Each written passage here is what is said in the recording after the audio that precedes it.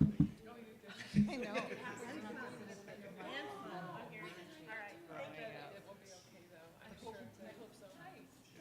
So you can pull up that spreadsheet if we need it. You'll pull up that spreadsheet if we need Yes. it. Yeah. With the Thank you. policies. I feel like Going down, moving the content in the meeting. That's the only thing I have access to. no. I mean, do you think that so this will be displayed up there? But the board can Real life. see They it. can see it, it's in their content. Are they not? Is it just the essential? I'll give the presentation and then they'll ask questions. Well, hopefully we'll Or get is through. it? I read through everything again this morning and hopefully we'll just get through This it. one I looked at, but probably would need to jump in. What I can tell Public content. is, okay, we've got counts and revenue, so MA compared to the district, That the document federal, just needs state. something to access Okay. a different policy. But it's more than just something. Well, the red lines though are in there. Well, they have, I printed all of them. I don't think are they all here though? Oh, Ones that are in the Not spreadsheet. the Casper red lines have one. Well, so breakfast, smart start. these are the only ones I Then let's just keep it as is. Madam President. Okay. That's why it wasn't. No, I was just trying to go Okay. through each of them. The math wasn't mathing.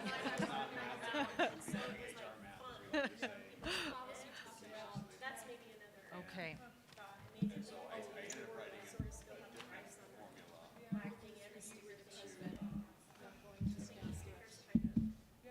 That one, I didn't know that explains it. I don't think that one was one that had red lines.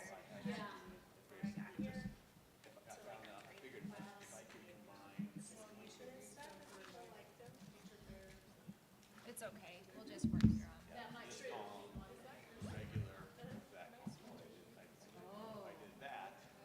Then that gave me the individual counts.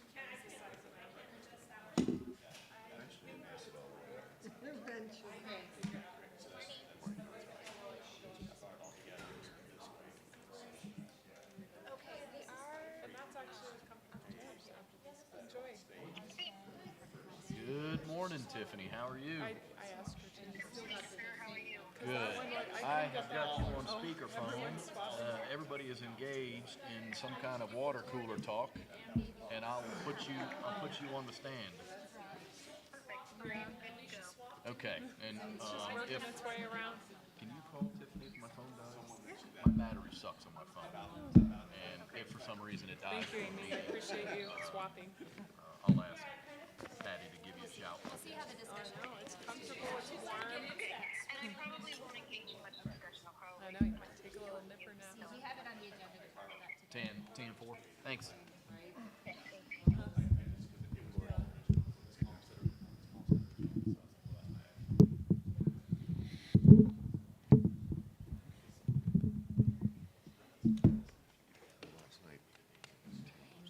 All right. Well, Yeah, it isn't as cold as it is sometimes, which is good. Well, then you're really short.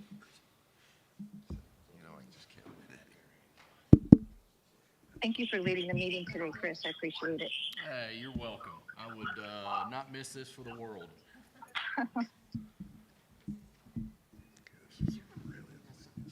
You're 100% accurate.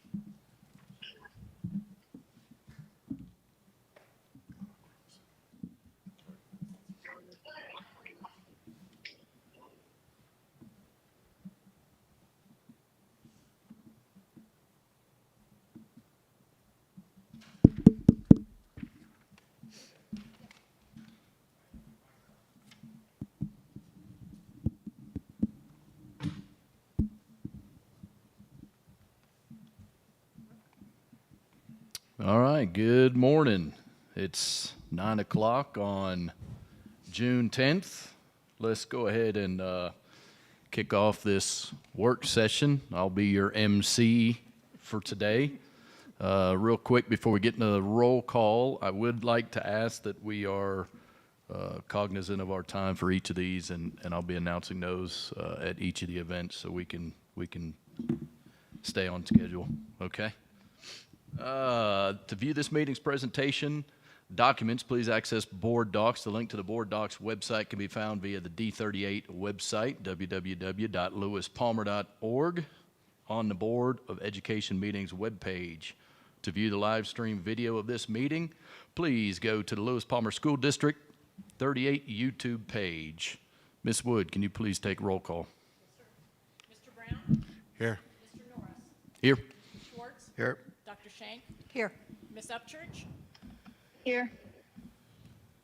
All right, moving on to A2, Pledge of Allegiance. Please stand for the pledge.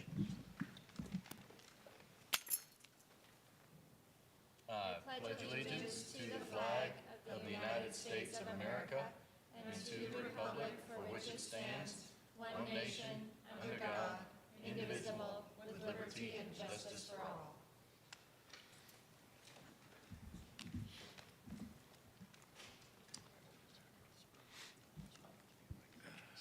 All right, moving on to B1, Proposed Monument Academy Charter School Food Service Agreement. I'll probably call Stacy. Are you talking to this one? Okay. We have this time set for 20 minutes, so if you could just be cognizant of that, and I'll turn it over to you. Thank you. Vicki, you bringing it up? Yep. Okay. Sorry.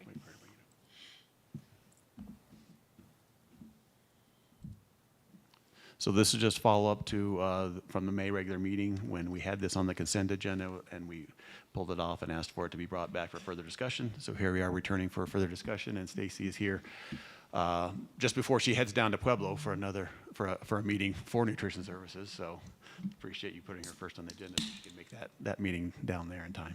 Yes, thank you. So I wanted to take a few minutes to discuss how District 38 supports Monument Academy for their food program, and kind of go through some basics, and then we've got some financial information on here as well. So Monument Academy, as you know, we have the two charter schools. We serve both the elementary school and the secondary school. Elementary is K through 5, secondary is 6 through 12. Both of those schools operate on the National School Lunch Program, and because they are on the National School Lunch Program, we are able to opt into Healthy School Meals for All. What that means is they are able to get a free lunch at both of those schools, regardless of eligibility. However, reimbursement is determined, the path of reimbursement, is determined based on the eligibility of the student. So two main influences on what we serve and how we operate out there are the nutritional standards and then the financial management. If you recall, HSMA was voted in, and we began that program in August of 2023. In November of 2022, Proposition FF was passed through the state vote. So operating on NSLP and HSMA in the district are all of our 5 district elementary schools, plus both Monument Academy schools. Not on the National School Lunch Program and HSMA is the middle school, Palmer Ridge, and Lewis Palmer High School. The reasoning for those 3 secondary schools not being on National School Lunch Program is they were taken off of program back in 2014. So that was before my time, but it allows us to have more flexibility in the meal pattern requirements and what we sell to the students. And it allows us to, an example would be white bread, hamburger buns that we can do at the high schools, not being on the National School Lunch Program. Big picture on revenue on this is that the NSLP and HSMA provides about $1.5 million of revenue in a year. The other provides about $1 million a year. So it's really a disproportionate in terms of increased revenue because of the increased product offerings and such as well.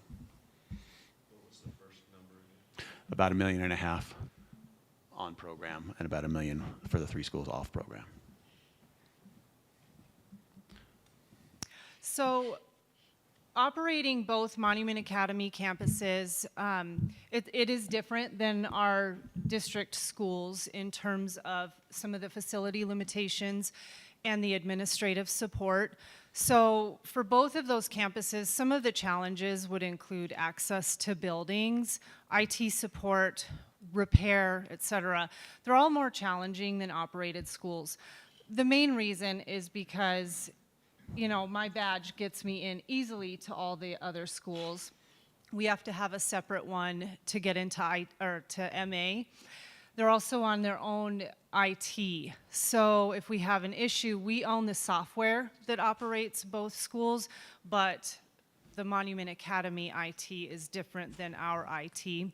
And then equipment repair, this would be in terms of like building repair. So if there's a sink leaking or something, it's not handled through a work order through the district maintenance department. It would be handled through Monument Academy. That being said, I've been able to facilitate and build very good relationships with the Monument Academy administration, and all of this we do work around. It is just more challenging than our district schools.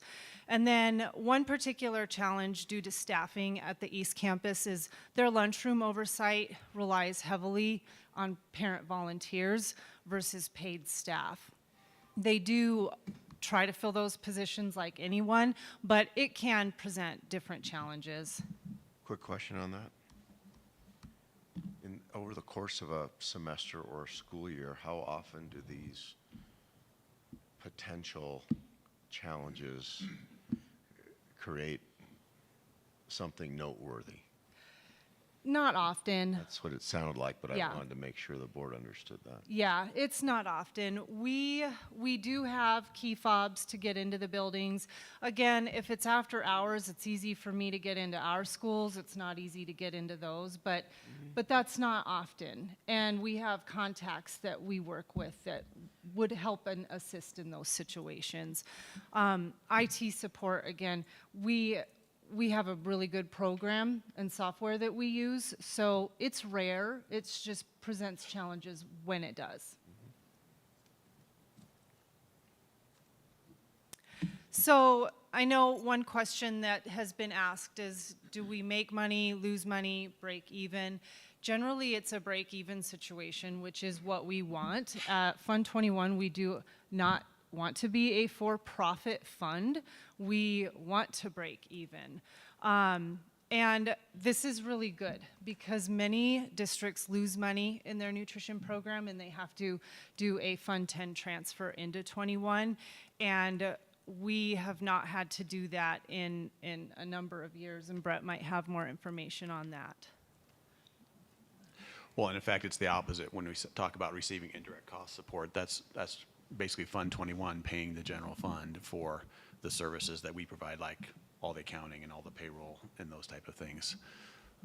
And so we don't always do that. In fact, this year for 24-25, as this year's wrapping up, I don't know if there'll be any indirect cost coming into general fund from that.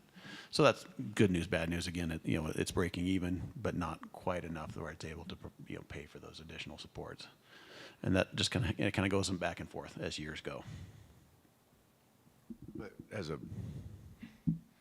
just to size it up, those incremental costs, given the magnitude of what they're doing, is it more than 1%? Of the indirect, is there indirect cost more than 1%? Yeah. That's probably a good number in general. Right. And so sometimes we can actually, we can have some, if we don't do it in certain years, we can catch up in other years as well. Exactly. Yeah. So if you look across this agreement is how many years? This is 3 years for Right, so if you Monument look Academy. across 3 years, you're probably within 0.25%, Right, yeah, which then makes it irrelevant. right, statistically, yep. So with the contracts every year, we do sign both sides, they sign the contract. So the obligations for Monument Academy is that they are to provide facilities and administrative oversight, such as discipline, and remit any school-received revenue to D38. So we actually operate and own the software program that collects the lunch funds. So if a parent were to pay a check, let's say, to Monument Academy for meals, there's no place for them to even put it in. It comes straight to our program, and it goes on the student account. And then any reimbursements come straight to our fund. They also are required to handle and absorb all student debt. That's actually been a really minimal debt because of 2 years. There has been no debt acquired. So any debt acquired by students would be perhaps students that had debt from the middle school, and then they from Lewis Palmer Middle School, and then they transferred over to Monument Academy, and that debt follows the student. It doesn't leave when they transfer schools. And so because Monument Academy is on Healthy School Meals for All, the meals are free. So that's why they're not acquiring any more debt. And then part of the contract is they can't compete or allow conflicting situations, such as bringing in a Chick-fil-A for a meal during the school day. And then actually, it's a requirement that they can't sell and this is all National School Lunch Program, you can't have conflicting food 30 minutes before or after the meal period. And then when the secondary school was built, we had Monument Academy purchase all of the kitchen equipment. So all of the big equipment out there, for the most part, does belong to Monument Academy. And then the elementary school was built so long ago, most of that does belong to the District 38 kitchens. Then our obligation are that we provide all staffing, menu development, food supplies. We report, receive, and retain all federal and state revenue. And then, like I said, we actually own most of the equipment at the elementary school. Yeah, so just to emphasize that that conflicting situation is more about the NSLP rules than us just establishing that as a rule between us as entities. It's part of being qualifying to be in a National School Lunch Program. So this is financial data for 24-25 now that the year is done. So in the upper left-hand corner there, we start with the meal counts for the elementary school and the secondary school in the 3 categories of the free, reduced, or paid. And those categories are still important, as Stacy was mentioning in the beginning, because it is determined the sequence, because federal funding is still kind of first in line. And so you still have the free and reduced qualifications, and those students will get the support from the federal government. And then the state Healthy School Meals program comes in after that and provides the rest of it. Now, if you look at the far right, where it says federal and state under MA revenue, you'll see that the state is providing a vast majority of the revenue, but it still is sequentially the federal comes first, is that 19%, and then the state is providing the rest. That also gives you a good indication of why the state program is unsustainable the way it's currently designed, and why there'll be something on the ballot this fall about whether this continues in the same design or continues at all. But that'll be something we'll talk about more in the fall, as that comes. But that's just a good kind of visual and quantification of why the state program just bit off more than it really could chew, having to provide that much support. And this is just for us, right? Mm-hmm. And then you can see the dollars there are what's in the middle. So $354,000 was the total MA revenue between the federal and state this year, and then if you carry that down into the second grouping of rows there, you'll see that that's 28% of the total district revenue. And again, that's a little bit higher than than their student count portion, but that's because all of their students are qualifying on the program, whereas we have the 3 secondary schools and the operator are not part of the program. So that revenue, again, is not part of this equation. I think I mentioned $1.5 million earlier. You can see it's $1.2 million, so I wasn't quite remembering that exactly, but it is another $1 million on top of this that comes from those 3 secondary schools that are not on program. And then just at the bottom of that, we provide 2 staff at the elementary school, and it says 2.5 at the secondary, and that is because since they opened, we've had 2. However, the way the lunches are set up, we have determined that 3 on most days is needed versus 2 on maybe some of their lighter days. Question? How are we doing on time? Good. MC. Is this just looking at revenue versus expense? Yes, it is. And we don't really do a site-based profitability model on this. And so, when we say, are we generally break even, that's really looking at the plan as a whole and saying we generally break even. And we haven't had the data or really the compulsion to break all of our expenses down, especially the food costs. So because we bring food into a central warehouse and then it gets distributed out, we don't really have a process It's messy. to track all of that. Very. Pun Right. intended. Right. Yeah. So, but here's my bottom line question. If we're doing 78,400 meals and it generates $354,350 in revenue, roughly, that equates to around $4.50 a meal. Mm-hmm. And so my question is, what does it cost to provide that? If it's $7 a meal at the end of the day, then we're absorbing a significant expense. If it's $4.40 a meal, then we're picking up a dime a meal and covering our 1% of administrative costs. I can give a better, our plate cost, so. Does that include labor? It doesn't include labor. So, but our plate cost for both schools, for meals served, for the elementary runs about $1.67 a plate. And for the secondary, our served plate cost runs around $1.64. However, there are factors that aren't quite in there that we weren't able to assess, such as Monument Academy has the highest number of special diet modifications that It's a little more labor intensive here. right? labor intensive and food cost for those meals tends to be a little bit higher. And the secondary, because they have both middle and high school, there are some added nutrition components that we have to meet, such as added calories. So there is more food being served out there to try to meet the meal patterns of both those age groups. But if you just amortize the head count, you're looking at 4.5 FTEs, right? Yeah. Based on this. Direct on-site support. Right, and then you have a little bit of management overhead, probably equivalent to 5 or 10% would be my guess if you amortize you and your team's expense over the entire organization, right? And so my point is, if the average FTE in this area fully burdened is somewhere between 50 and 60,000 a year, and you got 4.5 of them, right? So that's 225,000, for example.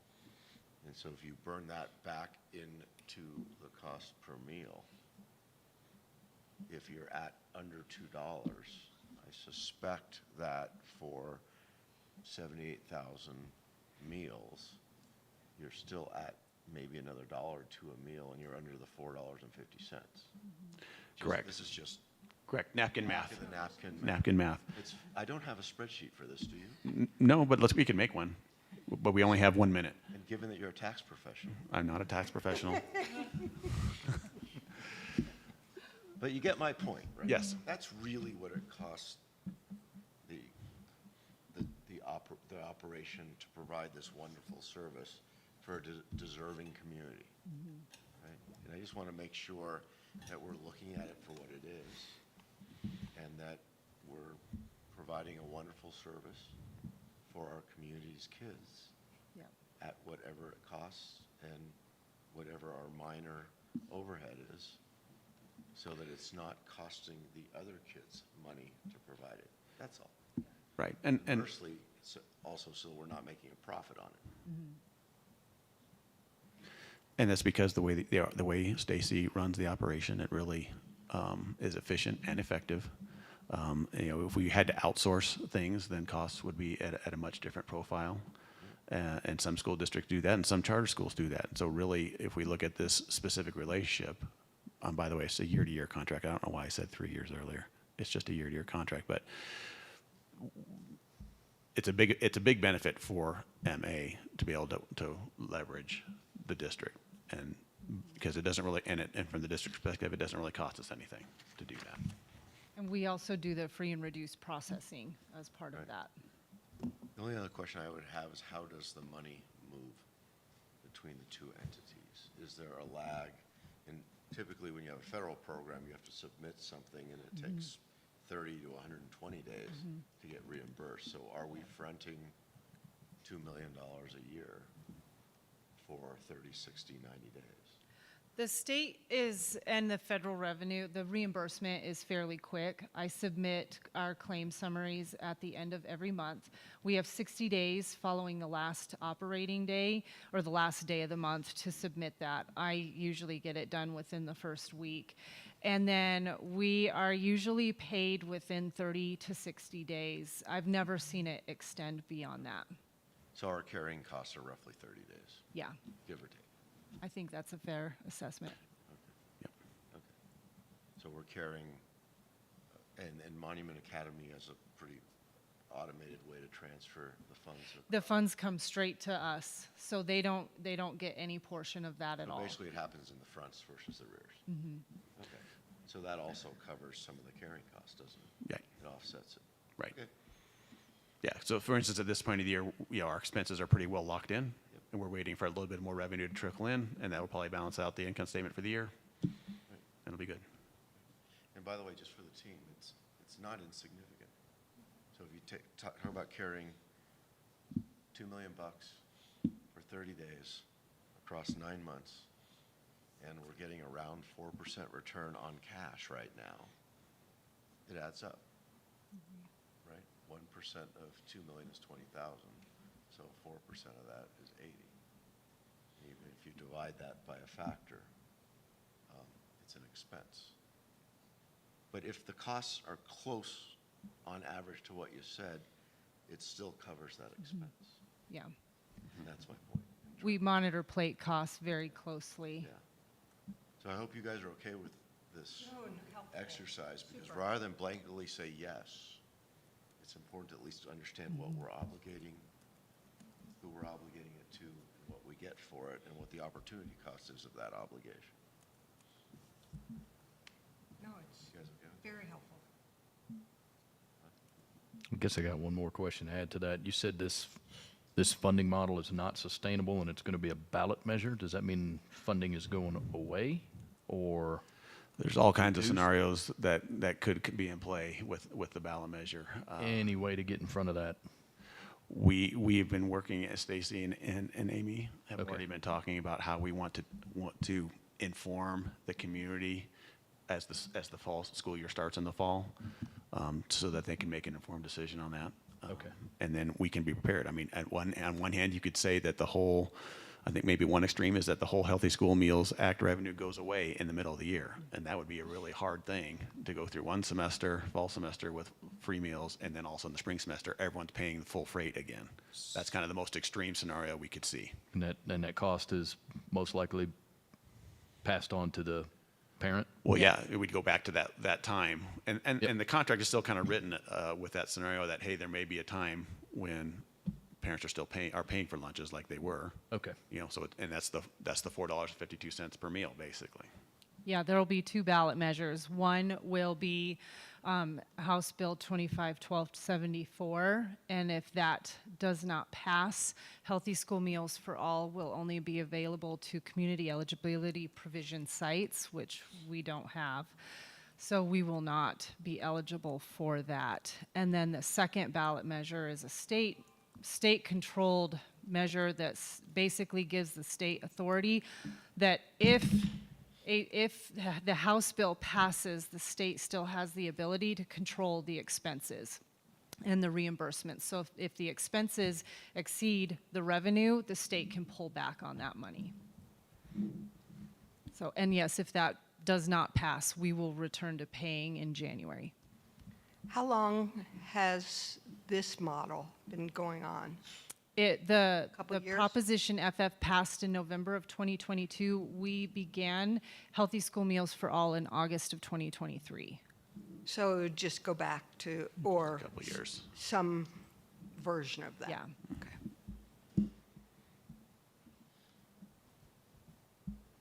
Any other questions? So shall we put this back on the consent agenda for next week? I'm seeing nods yes, so please. Thank you. Thank you.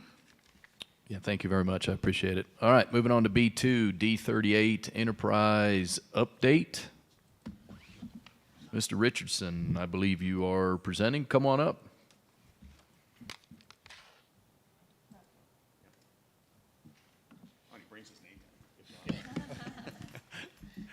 I want people to know who I am. Yeah. So.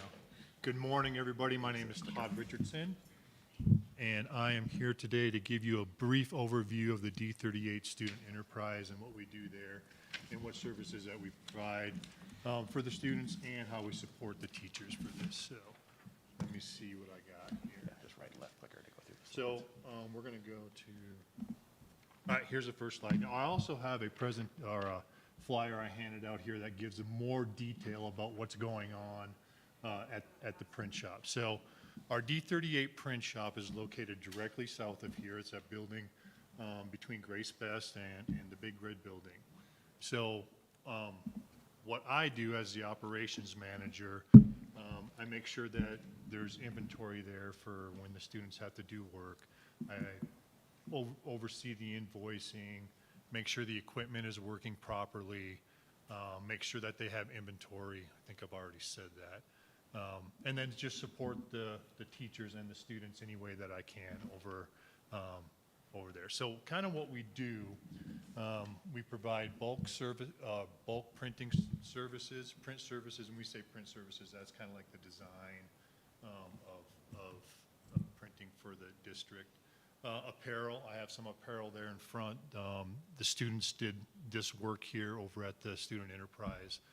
And then we also have some pretty impressive equipment over there that Ms. McAllister was able to acquire through mostly grants. So we have a commercial printer, both black and white and commercial, or black and white and color. We have several heat presses, and there's a picture of a heat press that will produce those t-shirts right there, and we do have an embroidery machine also.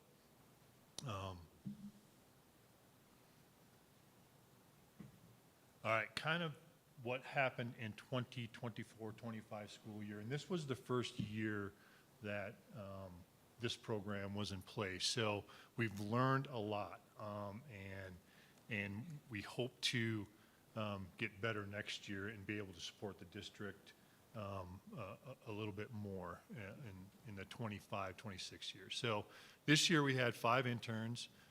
We had 3 business and leadership classes that were over at the Enterprise.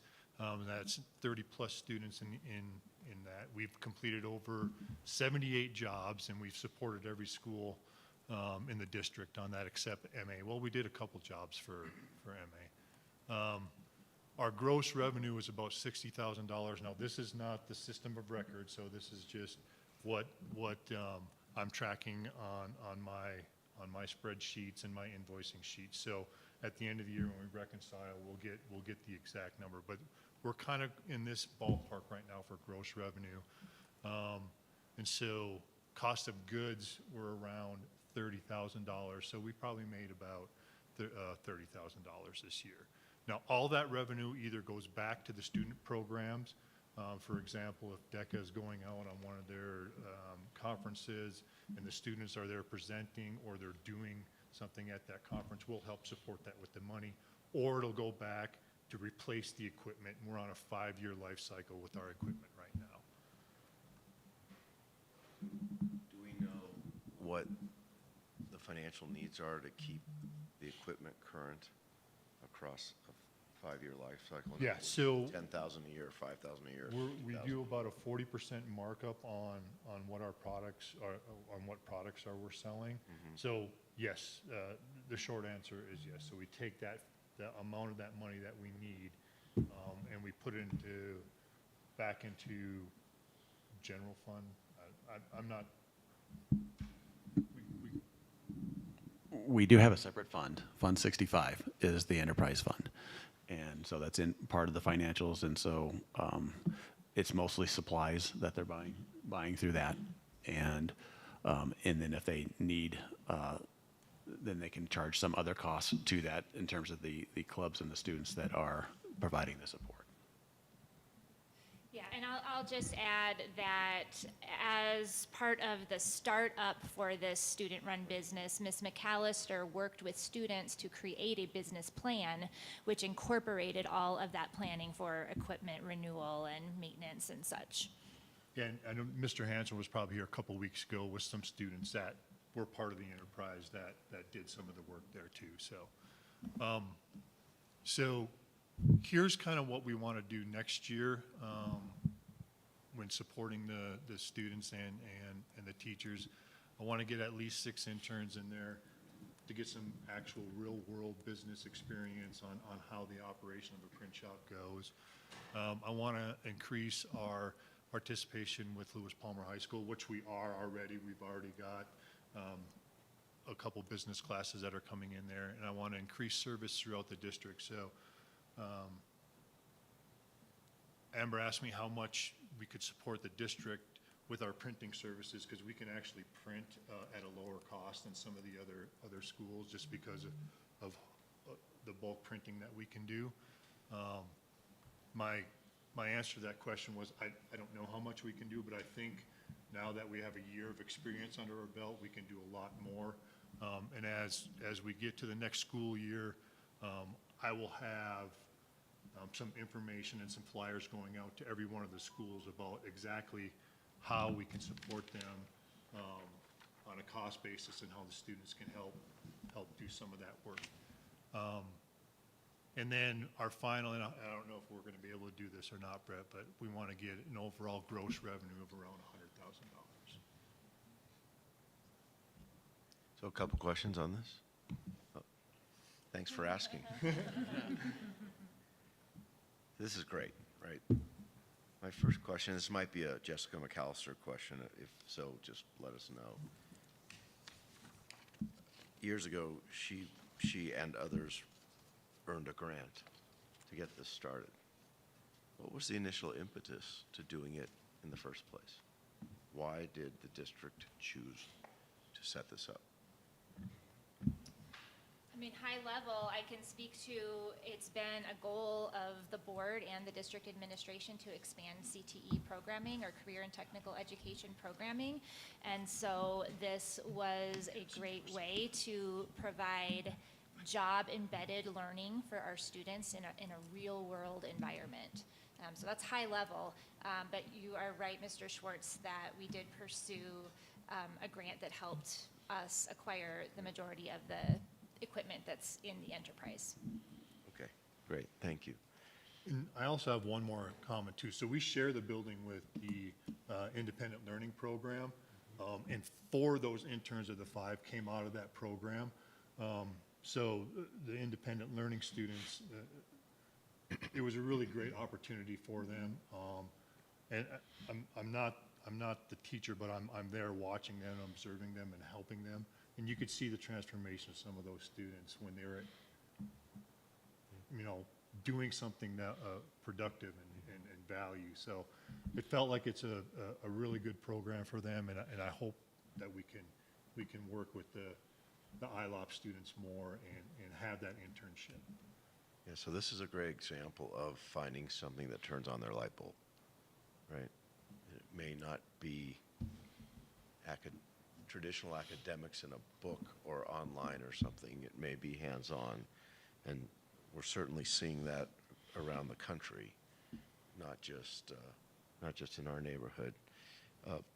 Another question on some of the goals, which is great. 2/3 growth is aggressive unless you're in startup mode, right? And it sounds like we're sort of getting out of embryonic and into adolescence stage, so to speak, right? Yeah, and the word's getting out throughout the district. Right. You know, so we've done some of that work. There's the class of 2026 PR My kids have that. stuff. There's the class of 2029 down there on the end. That's their pajamas. So we're already DECA's doing a lot of it, and the business classes are doing that, promoting it. Well, and I'll bet you there's a lot more opportunity too, just from what I've seen. The booster clubs and the PTOs are doing a lot of purchasing outside, and anytime I've heard of them doing a purchase, I've tried to send them your guys' way. But I know they're still doing it outside. We've done a lot of work for the booster clubs now. Good. So the question I have is, the interns or kids you had working there this year, did they receive credit? Yes, so they get 0.5 credit for this, an elective, for the class. So is it equivalent of half of a course then? Half of a year. Okay, so it's equivalent of one semester. And they get that for 1 semesters or 2 semesters worth of work? 1 semester per student. So it's a 1-to-1 ratio then? Correct. Yeah? Okay. Good. And they have to apply, they have to do application, and I will take either a student that has been an internship already, and then we'll make them kind of go through like a job interview process, and I'll ask them a lot of, real world kind of job Right. interview questions, tell me a little bit about yourself, and I think that's even, that part of the process is just as valuable as the internship process. So that begets my next question. Has there been consideration at any juncture yet of some type of monetary payment? Mr. Hanson and Ms. McAllister are kind of going over some of that. I think they're looking at some of the rules around that, so yes, the short answer to the question is they're looking into that. I think that's always been a goal that we could evolve towards, to have a paid internship and not just a Shawshank Redemption scenario. What a wonderful term. Yeah. There's a couple of wonderful opportunities here. If it's legal for us to pay them something, it's almost irrelevant to how much, then there's a wonderful opportunity to pay them for what they produce. And that's real world. And it also, there are a lot of individuals that aren't motivated by academics, and sometimes they're motivated by incentives. And at least our society in the United States works significantly on that environment. So it would be wonderful to see if there was impact there by doing that. Also, you could expand your capacities, because people may say, hey, look, I want to come in and work on my time. I'm not worried about my half a credit. And can I make money instead of raking pine needles or doing whatever else my kids did, for example, right? So just a thought. I'm glad it's being entertained, because it might be a nice little piece of innovation to see if it motivates behavior. And if it does, it's another thing we can add to the communities that aren't purely academic. Okay, great, thank you. All right. I want to recognize Todd because he has done a phenomenal job leading this student enterprise process, and we're just so lucky that we found him and that he is helping us take it to the next level.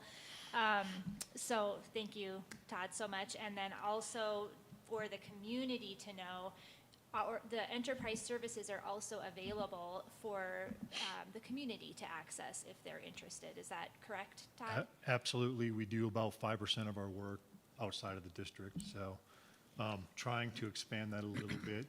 But if we expand to that higher revenue number, I don't know how much more we can do with that without getting bigger. Maybe the building helps us do that. I was going to ask, how has that affected you guys? When we first saw the program, it was based in PR. How has that affected the program being over here? Is that harder for the kids to get over there, or has it worked out well?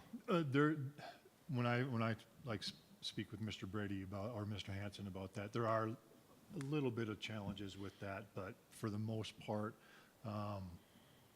they were fine. They're working with transportation on that, and most of the students get over there themselves. So. And it's juniors and seniors that are mostly in the program. So. Okay. And it's both high schools. Both high schools, yes. So we get a benefit there. Yes, both high schools are participating. That's good. Thank you. All right, thank you. Thank you, Mr. Richardson. Okay, moving on to B3, HSCA, Homeschool Enrichment Academy Facility Update.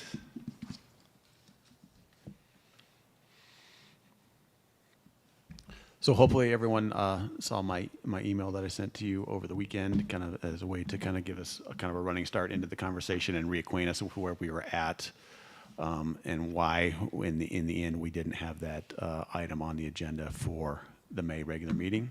And so Melissa's here to just kind of provide the additional details and context to what that email was and tell you where we're at today. Good morning. All right, we'll jump right in. And so just kind of piggybacking on what Brett was just mentioning is that we did have the contract that was supposed to come in at our last board meeting. And we did not bring that forward because there were a few things I had significant concerns about. And so as we look at this first slide, they didn't have the correct international building codes. They did not have the correct snow load. And one of the concerns with the snow load is it really, depending on where we're at, can go from wood rafters to steel rafters, and that can increase the cost a lot. So we were really concerned about getting caught up once it got into permitting and finding out that was wrong and having a huge cost increase without being aware of that. The company claimed to be customizable, but as we were trying to work through that, we started getting a lot of resistance to trying to put the two buildings and make them one like they initially told us they thought they could do. And they also indicated they would not be able to do a crane set. And so basically what this means is we've been talking about making these structures look like a permanent asset to the district and not temporary. And so in order to do that, we wanted to put this on a permanent foundation instead of up on blocks, not having the ramps that go up to it. And so there's just a lot of stuff that just didn't align with what we were trying to strive for.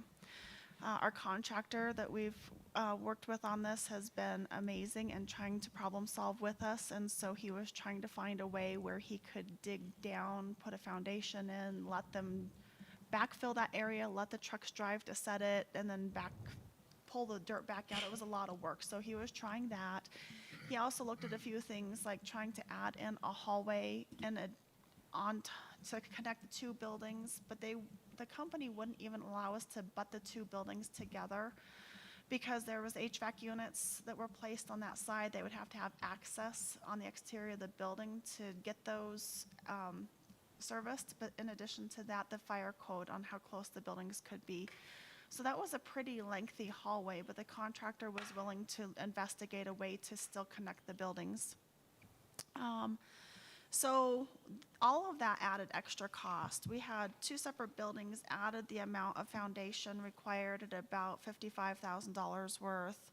There would be additional utilities, which I didn't get costed out, to run separate utilities to both sets of buildings. The structural supports for the hallway and connections, they were figuring about $25,000 to $30,000. And the contractor may have been required to modify the roof line so you didn't have one peaking one direction, one peaking the other, and dropping snow in the wrong location or water. So that would have been about $45,000 if that was the case. So that's the reason that it was pulled. So the next thing that we did is started investigating other options. And so I found another 10 or so companies that were also on cooperative purchasing agreements. I reached out to every single one of them that I could find. And one of the leads involved a lightly used 10 classroom option that was already located in Colorado, built to the Colorado requirements for snow load. However, after investigating, the cost of that used unit was still in excess of that of the brand new one from Palomar. We had a lot of people not respond at all to the inquiry, but I did have another company that did that seemed quite viable, and it was Mobile Modular. They were able to provide a single building that includes the connectivity, that hallway that we're talking about between the classrooms, to the multi-purpose space, which matched our original intent. And they were first try out of the door, met all the building codes and snow load. They had investigated and found out we were in monument and were asking our exact elevations. They could calculate that. They also offered a clear span option. So because of the size of the multi-purpose space being open, there's supports that are on the inside of that. They had a way to be able to make that open and not have those supports. There's an additional cost for that, but it is possible. And then what else do we have here? They also would have those roof lines aligning like they need to be between the two buildings. They offered brick veneer or multiple types of veneer that they would be providing if we wanted to, and of course additional cost depending on what we needed and how much we wanted, and we can look at some examples of those. They've been excessively responsible and very knowledgeable. They've even talked to our contractor and architect to discuss how to drop the modulars from the crane set onto a permanent foundation and just the best way to utilities to line up. They've just been super informative. Well, with all of that, Palomar, we had some difficult discussions with them as we were trying to navigate the issues with the building codes, and we had a lot of resistance as a whole. They reached back out and they acknowledged that they were lacking customer service. And so we started to try to re-engage with them to see what the options were there. They were able to adjust their snow load requirements and their international building codes to meet current. They found a solution where they could connect the two buildings and align the roof lines. And they said that they could integrate a hallway between the buildings like Mobile Modular said that they could do, but I have yet to see a diagram that shows how that would be done. They found a way to do a crane set. They can hire that to come up to Colorado because they are out of Texas to be able to do a crane set for us. And so they still are not able to do a crane set. They are unable to do a clear span. But what they were able to do is take, I believe they initially had 5 columns. They could reduce that down to 3 columns inside of that multi-purpose space. They also don't offer the veneer option on the exterior in Colorado. They would have to send a separate crew up to do that and felt it would be more cost effective for our contractor to do that post-installation. So we're going to look at a few things here. And that, of course, is, you know, the aesthetics and how do you want it to look, and that could be something we could handle even later, you know, after the fact, working with the school themselves and the, you know, the parent groups and things. Quick question on clear span. Yes. Does that mean no pillars in the inside? Is that what that means in English? Yes. Yep. Opens it up, makes it a little more flexible. Right, more agility. Yeah. This is the one we need. So this is the proposal that we've been working with Mobile Modular on how the layout would look. They were taking, instead of 10 classrooms, that's 9, and I think we're going to have to do that regardless. Still offers enough classroom space for every one of the classes in homeschool to be met, and offers an art and a science room. In Mobile Modular, they offered a sink in both science and art, as well as cabinetry in there. And so they would take that last classroom, make a hallway, but also add a nice staff lounge. There is, does it have a pointer on it? Yeah. There it is somewhere. right there is a safe entry. And so we have office on the side of it, so we can actually have that check-in vestibule. The way it's set allows, if, I'll show you the next one to show the, oh yeah, so right now, our playground sits right up in this area. And then this would be the road, the parking lot, I should say, right in that area. And we'll see that in another diagram here in a minute. So it has everything that we would need to be safe and completely enclosed and circulation within the same building. And these dotted lines show the individual modules themselves, I think, Yep, right? those are each of the decks. So it takes 2 decks to create, so, oops, come back here. So 1 deck and then 2 decks create 2 classrooms and a hallway. So you'll see those all the way through. There would be decks here and additional decks up in here. So there's 4 decks for that run. What's the intent of that big open space? They did not have the option for a gymnasium, so this multi-purpose space gives the students the opportunity to do some, this also has reinforced floor in here, so they can do maybe some light dribbling of balls, they could do some exercises, jumping jacks, they could also do plays and that type of thing if they wanted to. But it's hard surface, so I'd also asked if we could get some sinks in the space if possible, so that way they could do some art projects or something else if they need to expand. It's likely also where they will eat lunch. Yeah. Yep. So true multi-purpose for just larger gatherings. I may have missed this. What's the ceiling height in that area? It is only, I want to say 8 feet because they cannot ship and get underneath our bridges if they go any higher. We did ask if there was options to go higher. Thanks. All right, and then, so Palomar, this is what they came up with. It's their second round for us.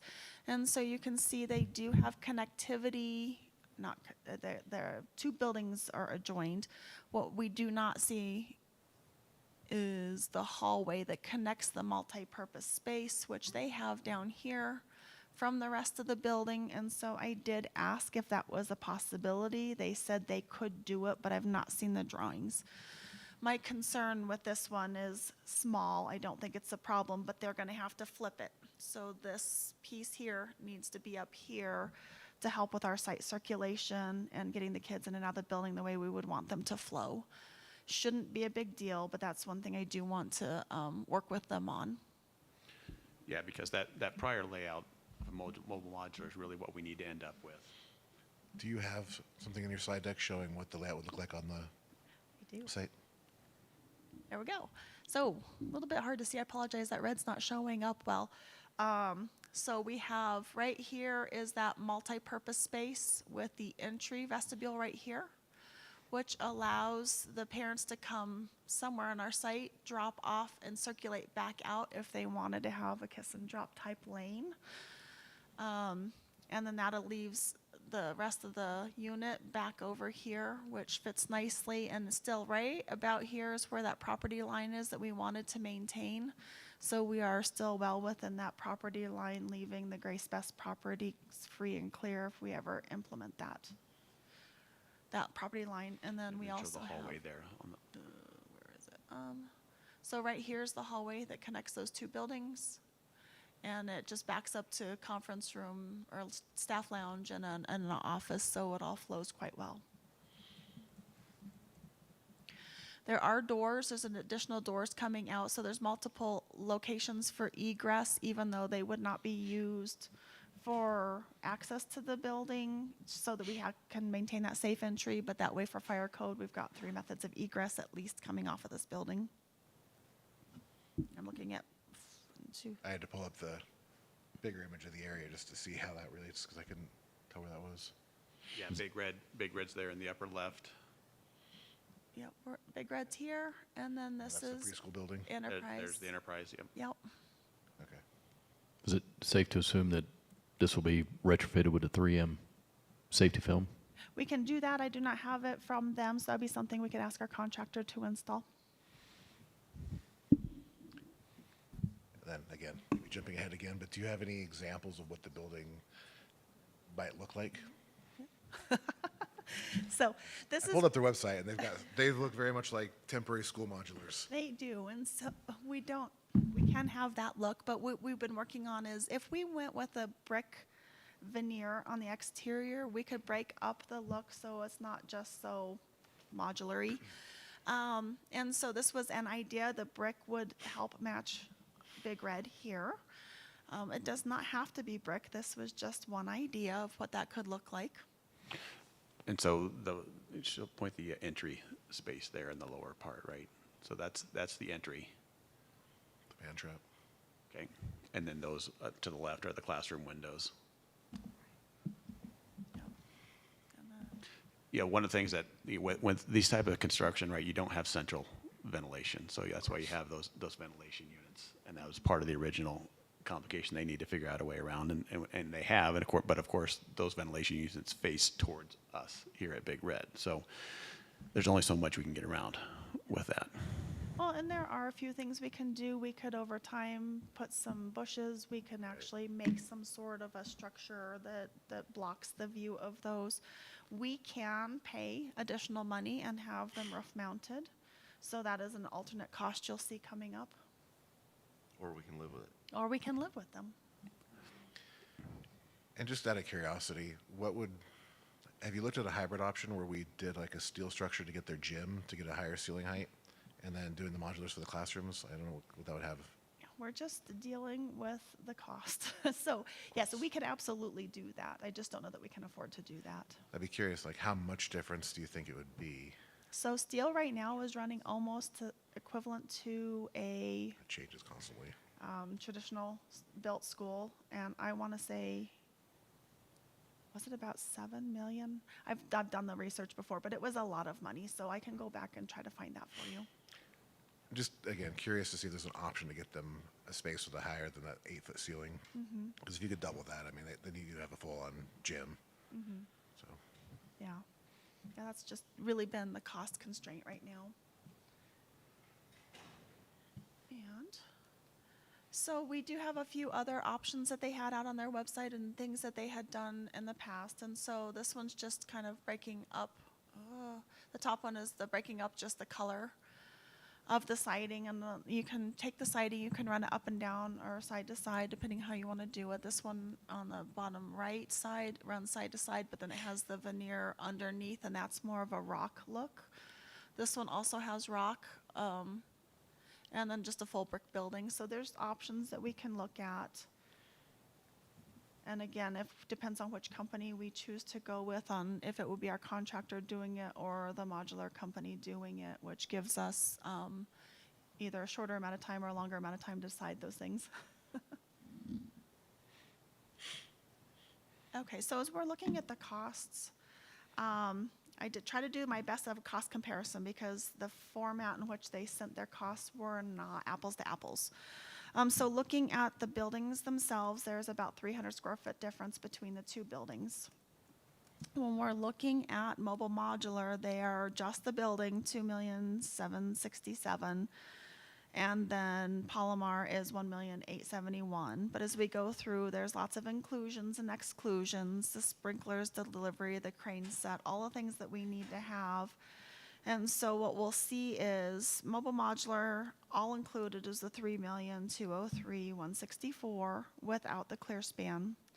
Palomar, as we go through, the red items are on the second column of the Palomar over. Really need to work on my skills with this thing. Well, anyways, the red letters. Those are the added costs we'd need our contractor to cover that they do not have as options in their bids. The cabinetry I have listed was only in the art and science rooms, and they just did not have that as an option on Palomar's bid. So with all of that, if we did apples to apples, it looks like it's about $1,975,000 with the contractor adding in the missed pieces. So that's a difference between the two bids of $1,228,000. And that 1975 of Palomar is really very close to what we originally were being presented and what we were originally planning to present to you then back in May. And so again, the re-engagement of them within this last week has been helpful to say, yes, we can still hit a lot of that cost number that we originally were talking with them about, with the requirements and preferences that we were looking for in that. So that's been refreshing, that conversation has gotten to a much better place, and continues even through this morning, where they were just sending some stuff yet this morning on that. But this is the information that they sent us as of yesterday. So there are some optional ads we can choose to or not to do, and so we did talk with Mobile Modular. The clear span is an option, and the additional cost is $61,147. That is not an option with with Palomar. Rooftop HVAC was $172,000. I did not get any information from Palomar if that's an option or not. So right now it's not included. If it's of interest, we can ask for that specifically. The brick veneer, the full height that they have shown in the pictures that I had given you on that first image of brick, that's $126,282 additional if we have Mobile Modular do it. We plugged in the same prices. I did talk to our contractor. He feels they can do it equivalent in cost, if not less. And so we will investigate that if we want our contractor to do something like that. And then if we wanted the 3-foot wainscot look, it is $37,185. And again, we just plugged in the same number over on the other side. If our contractors to do it, we could figure that how much we need and how much that's going to cost us. So there are a few options out there. And so as we're kind of looking through the pros and cons between the two companies, the pros of Mobile Modulars, that they do have the clear span options, they do have veneer options. The quality of the exterior, they use a slightly different material, and it's a little bit higher quality in weatherproofing. They had a complete proposal, and they had interior floor access hatch to the crawl space. We have to have a crawl space in this building because all of the plumbing is underneath the building, so we have to be able to access that so we can do repairs and maintenance. And then the cons, of course, are the cost. And then on the other side with the Palomar, their pro is their cost, but they were not thorough in any of the information they've provided to us. They were not clear in the information they provided to us.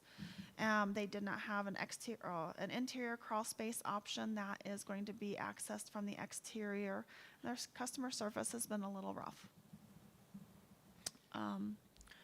So You've heard mention, Melissa mentioned a couple times, a contractor, and so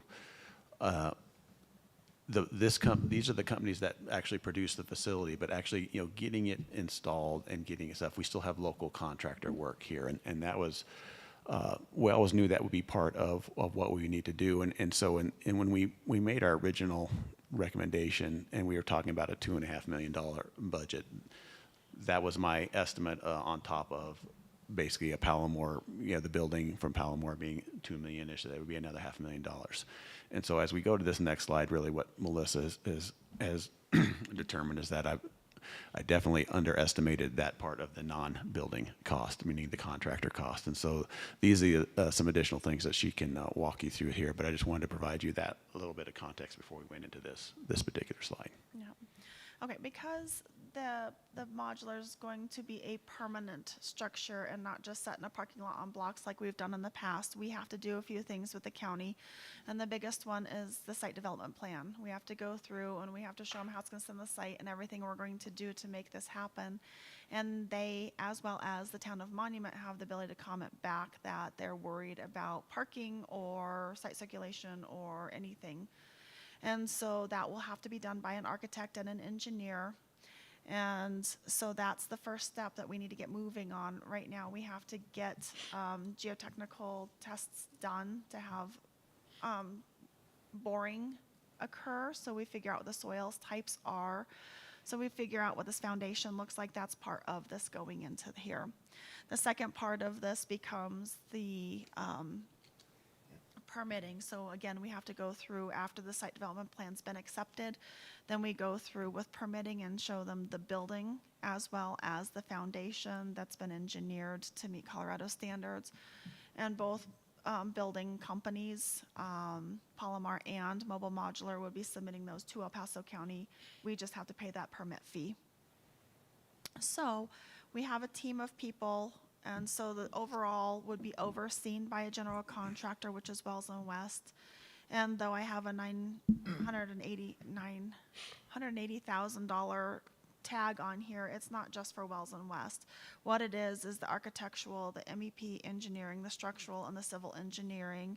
And we have names of everybody inside of that team that would be helping with the foundations and all of that. And that's $61,000, and that would be all the site development plan included in that. And then in addition to that, we have the plan review, permitting, staking and surveying, special testing, temporary fencing and gates, erosion control, the sewer, the water, the electrical, all of those hookups, the fire safety, the plumbing for the fire sprinklers to come in, data, telecom, and security, the fire alarms, sidewalk around the entrances, and then the demolition of what's existing out there, because we do have, though you can't see it, it's covered with dirt, there is asphalt out there we're gonna have to remove to be able to put this in. And then all of the masonry, the foundation wall, so all of that comes together into this cost. So that should be an all-in cost unless we decide to do the veneer on the exterior of the building or anything special like that. Any questions on any of those? And so this cost is really, would be added to either one of the proposals. So we thought, at one point, we thought maybe the mobile modular proposal would allow us to trim back some of this, but as it turns out, they really are pretty much the same proposal in terms of the contracting and other services, site services we have to do outside of acquiring the facility itself. So we originally talked about something being around the $2 million mark, and now we're at over $4 million. We started at $2.5 million, and if this was added to the Palomar bid, that would be right at $3 million. If we went to the mobile modular bid, yes, that would go to $4 million. Right. I mean, it sounds like you guys really prefer the mobile modular company and have more faith and confidence in them being able to deliver. So We have talked a lot about that's $1.2 million is a lot of difference, and we feel like whatever could be lacking, we could make up for with a contractor filling in the gaps if we felt that they were not where we needed them to be for mobile or for Palomar. I did some research and found that Palomar had worked up in St. Vrain and did a project for them, as well as one of the mountain towns did a daycare facility, and I want to say it was Aurora, one of the other places, has recently done a bid for them.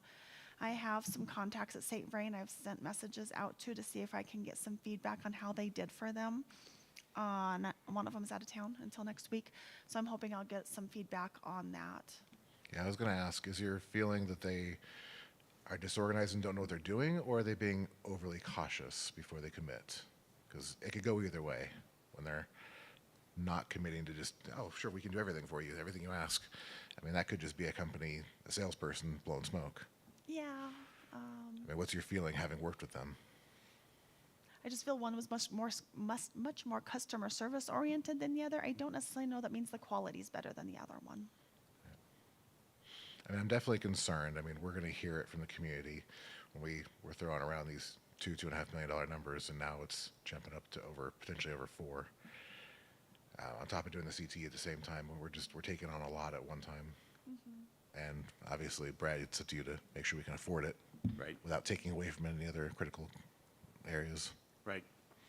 And that's why, when I mentioned, in the email this weekend and what I did with the CIC last fall to set up some capital lease financing arrangements so that we can make those decisions when we kind of know all the answers at that point.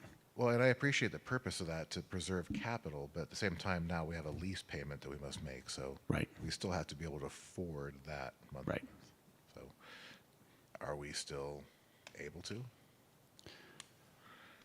We would because we basically would be taking, yes, we would be able to afford that, and we'd have time to see it coming, so we'd know how to incorporate that into like as part of our annual capital process. And so for instance, for the 25-26 budget, we have lease payments in for the CIC now into Fund 15, and so we've been able to incorporate that without without really changing any of our other assumptions. Now, could you say that, hey, if you didn't make that payment, you could apply that money in a different way? Yes, you can. Obviously, yeah. I mean, Yeah. whether it be salaries or Right. educational support or any other Right. program. Right. But I would just say that as we built this year's budget, we were able to build that in. I think without really compromising, either any of the program offerings or what we wanted to do with compensation. The fact that we were still able to hit the average compensation change, and is a good testament to that. And it's also part of our desire to make sure that we are improving efficiency at some of those buildings where we have not been as efficient as well. And so all of that kind of plays together in various ways. Well, and that's an important thing to highlight, where we've found savings in other areas to help compensate. That would be a Yeah. good highlight. Yeah. Okay. Rather than we're just taking on more and more and more expenditures every year. Right. Okay. Without offsetting it in some way. I think that would be useful to the community to see that. Okay. We can do that. How does this impact the monies we have available for possibly buying a building for transitions? Yeah, that's a great question, and it's a hard one to answer right now. And part of the reason why, from my perspective, transitions going into the CIC was good because it kind of gave us a couple years. So it gave us time to work through some of these first options. Hey, now, we were told 1 year. Huh? We were told 1 year. Okay. So, I'll just jump in on that one. I know I've been communicating at least 1 year based on we're expecting 2 years of a large group of students. So in working with Ms. Holmes, we know we're going to need a larger than usual space for 2 years, but we know at least 1 year at the CIC. Well, and how does that compare to the ramp-up time for the CIC? Because obviously you don't need level 2 classes first year. Do we have a projection for the ramp-up time until we need that space? Yeah, for building out that, because we're building the pipeline of students currently, and this will be the first year for some of those classes at Palmer Ridge. So while we do have some of those classes occurring at Lewis Palmer High School currently, we're building a larger pipeline by adding those level 1 and 2 classes in at Palmer Ridge this year. And so we have the capacity at Lewis Palmer High School to continue those level 3 and 4 classes for 1 additional year if needed. but I think back to your point, Patty, yeah, that the transitions, it's still kind of an outstanding question that I don't have a clear answer for at this time. And part of this is, hey, let's knock these other things out, find, see where we're at and what opportunities we have then to really consider the transition's final step. I want to add, and I know the board is aware of this, but just to emphasize that whatever building we choose to go with for the Homeschool Enrichment Academy, our intent is to also use the facility for other purposes, whether it be community use or other district use. Mm-hmm. Okay, so first of all, a couple summary things. There's a lot going on here, right? We have, thank you, 2 constituencies. We have the homeschool enrichment constituency and the transitions constituency. We also have capital that the board has agreed to obligate for this particular model for the homeschool enrichment constituency. And the costs are a little bit different than originally estimated. So we probably need to look at that as a sequestered discussion, and then the balance of the constituencies as a particularly different discussion. Otherwise, I fear we're going to get into a bit of a spiral without any results. Are you guys okay with that before I go further?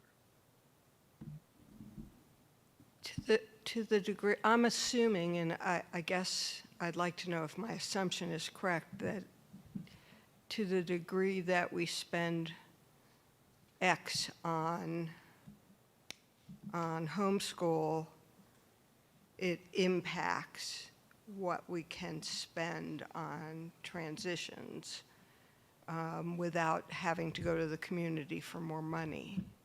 And I want to be really clear about that. Or Brett just gets really creative at finding more and more money for us. Well, yeah, and that's why I was saying the time factor is an important part of it. If everything was to be done now, the answer would be yes, it would have a direct impact. If time can give us, the ability to meet this, I think, differently, then we would have to make the harder decisions now. And so again, that's why I like the CIC option for transitions for this next year or two. And we also have other assets. Buys us the time. For example, we have other assets that really, in the foreseeable future, like 50 years, have no value to the district that we might be able to liquidate. Pick up a couple $100,000, up to $1 million there, for example. And those discussions have now begun because we've made a conscious effort a year ago to look at all of our assets and understand what the utilization factors were. And I, as one board member only, feel we're still woefully behind quality utilization factors on many of our assets. But it doesn't happen overnight. I guess one of the things that I'm worrying about, and worrying is something I do really well, so if any worrying needs to be done, you can just give it to me, that there will be an ideal building that comes up, as happens on a regular basis in our boundaries, and we won't be able to go forward with it. I'm just thinking through likely possibilities that maybe it happen, maybe that happens in 8 months, or and a facility that we want. Let's say right here in downtown, and I'm not thinking of a specific building, because I don't know. Would we be able to entertain it? Well, that would be a question at the time to say, well, yeah, what are the financing options available, and are we willing to accept the cost that would bring onto the general fund if we were to just do that? I mean, in terms of your question about going to the voters, there really isn't going to be going to the voters. You need to be doing something larger than this. In all honesty, this type of thing should usually just be financed on a not in a bond, not in something that's a debt instrument, but in a capital lease, and something that's really just paid for either over a short amount of time through operating funds, or on a cash basis. And so yes, if we can't do the cash basis, then we'd be looking at a short time of through some operational funds instead of going to the public. So if a building went out there that was for sale for $1 million, yeah, it's something we could look at and figure out how to arrange payment for that. So now back to the discussion that Ms. Andrews worked so hard on. It appears in its simplest form that the Palomar option is about $145 a foot, and the mobile modular option is about $216 a foot, which is a delta of nearly 50%. Mm-hmm. However, that is purely the upfront cost. That is not what it costs to get into this building.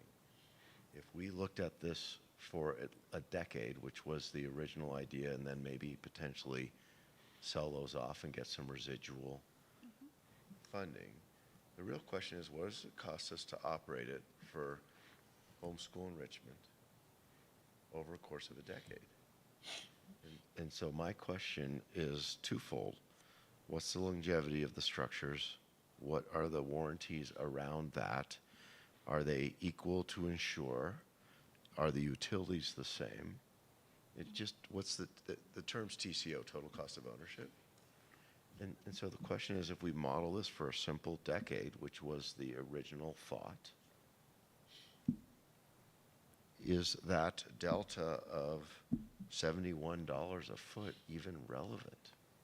Because if it's not, then to Todd's point, why would we reward someone that treated us poorly versus somebody that treated us Right, well. you don't buy something really important from people who don't know how to provide service. Right. Just don't. Conversely, if we caught them at a bad time and the quality of the structure is good and the cost to operate and maintain it is reasonable and other people have worked with them. By the way, they've been in business since about 2010, 2012. Conversely, Mobile Modular's been in business for over 40 years and they have about 240 full-time employees now. So they must be doing something right to carry this overhead, right? But I'm not a professional in this area. My simple question is, if we model this out for a decade based on what we know, is that $71 a foot even relevant? So, I know, talking to Mobile Modular, they told us their buildings are at least 50-year buildings, and if maintained well, they can go even further than that. We did talk to Palomar earlier. They did not give us as clear of an answer, but felt that they could be easily 50 years.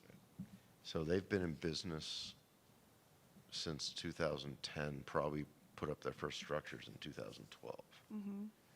According to the Texas Secretary of State docs that I just pulled up while we were going through this. Doesn't mean it's accurate, right? Could have been an AI farce. Right. By the way, AI stands for actual intelligence, not artificial intelligence, Todd. So anyhow, long story short, I'd be curious what the conditions are of the first buildings they put up in 2012. What they've learned. And, right, and what they've experienced. And if we're going to spend in the millions, and what it costs them to operate, and conversely look at one that maybe Mobile put up in that time window, and what's cost them to operate. And so Mobile happens to be headquartered in Livermore, California. So they likely do a lot of business in California. Clearly their OpEx is going to be higher than ours by 30 to 50%. They won't have the same weather experience. And same with somebody operating in Texas, theirs is going to be a little lower, but we can normalize those to ours pretty easily. My bigger question is, when you map this out over the real time that we're likely to use it in our particular use case, how relevant is the 71 bucks a foot? Well, and as Ron was talking about the total cost of ownership, I would hope that we could find some savings offset from a lower cost of ownership versus keeping Big Red, or not Big Red, but Grace Best's going as well. And if we could demonstrate that, that will help make the case. So, and then, Yeah. sorry to complicate this, but I suspect you've looked at this piece deeply. Our number one mission, sadly, is not academics. Right? It is physical, student, staff, and guest safety. There was another incident in Europe overnight, but today in Europe, they're 8 hours ahead. It was horrible. We lost 9 people, 9 students. Having said all that, what's the safety posture of both the things we're looking at? And do they exceed the current standards we're trying to get to? Well, interestingly, the Mobile Modular said they've had success with earthquakes in their buildings staying up. So that's nice to know.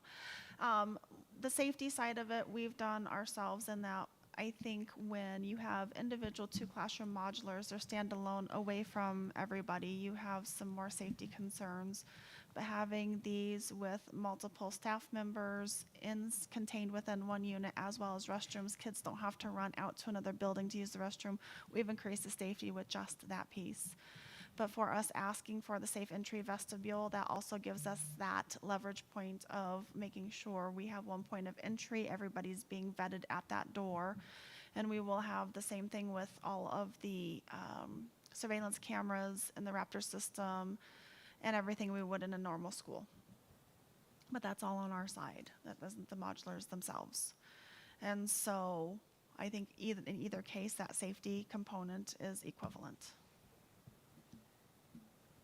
What would the expense be of putting the 3M film on these units? So it depends on if we're doing every single window or if it's just going to be primarily that main entry point, and that's typically where we would do it in schools. We don't typically do every window, but it would be a cost per square foot on that. And I think right now Dennis has got grants that have been covering those. I don't know if that would be extended into any future time frame, but we could either look for additional grants or just put this as part of the cost of construction. So is the net of your answer, they meet or exceed our district safety standards? Let me start there. It will meet. Okay. Is the net of your answer that both the modular and the mobile modular and the Palomar options are equivalent from a safety perspective? Yes. Okay. Thank you.